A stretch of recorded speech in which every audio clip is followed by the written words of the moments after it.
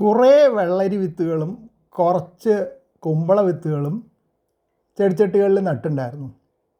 അപ്പോൾ മുളച്ച് വന്നപ്പോൾ ഒരേപോലത്തെ കുറേ തൈകൾ കണ്ടു. അപ്പോൾ ഞാൻ വിചാരിച്ചു അത് കുമ്പളത്തിൻ്റെ ആയിരിക്കുന്നു. പിന്നെ ഇപ്പോൾ ഈ അടുത്ത് ഇതിൻ്റെ ചിത്രങ്ങളെടുത്ത് ഗൂഗിൾ ഇമേജ് സെർച്ച് ചെയ്ത് നോക്കുമ്പോൾ കുമ്പളത്തിൻ്റെ ഇല ഇങ്ങനെയല്ല എന്നാണ് കാണുന്നത്. കണ്ടിട്ടപ്പോൾ ഇത് വെള്ളരിയാണോ എന്ന് സംശയം. കൂടുതൽ വെള്ളരി വിത്താണ് ഉണ്ടായിരുന്നത്, പക്ഷേ 2 തരം തൈകൾ കാണുന്നില്ല. ഇത് 2 ചെടിച്ചട്ടിയിലാണ് നട്ടത്. ഞാൻ കുറേ പറിച്ച് വേറെ വേറെ ചെടിച്ചട്ടികളിലേക്ക് ആക്കിയിട്ടുണ്ട്, കുറേ ഒന്നിച്ച് മുളച്ച് വന്നുകൊണ്ട്. അപ്പോൾ എനിക്കിപ്പോൾ ആകെപ്പാടൊരു സംശയം, യഥാർത്ഥത്തിൽ ഈ അടുത്ത കാലത്തൊന്നും ഈ തൈകൾ കണ്ടിട്ടില്ല. നൂറ്റാണ്ട് മുമ്പൊക്കെയാണ് ഈ കൃഷികളൊക്കെ പാടത്തൊക്കെ കാണുമായിരുന്നു. നെൽകൃഷി കഴിഞ്ഞാൽ പാടത്ത് വെള്ളരി ഒക്കെ കൃഷി ചെയ്യാറുണ്ട്.